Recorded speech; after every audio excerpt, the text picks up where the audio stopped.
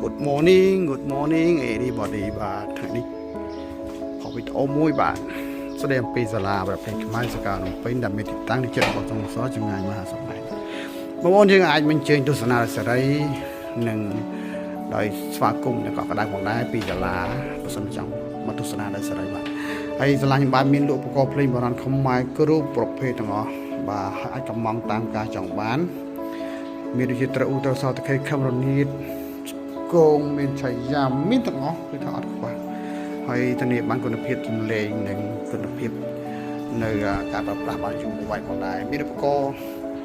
ល្អច្រើនហើយស្គរដៃគឺថាអេមបងប្អូនយើងអាចជាសម្រាប់លេងចូលឆ្នាំបានខាងមុខនេះគឺយើងចិត្តដល់ហើយចូលឆ្នាំថ្មីយើងគឺឆាប់ហើយអញ្ចឹងយើងអាចបងប្អូនតែតតងបានមកបើសិនចង់ជាវឬក៏ទិញដើម្បីកំសាន្តរយៈកាលខ្លីបាទហើយឧបករណ៍នេះត្រូវប្រណិតណាស់នេះថ្លៃណាស់នឹងតម្លៃខ្ពស់តិចដោយសារឈើល្អឆ្លាក់ដោយដៃចឹងទៅ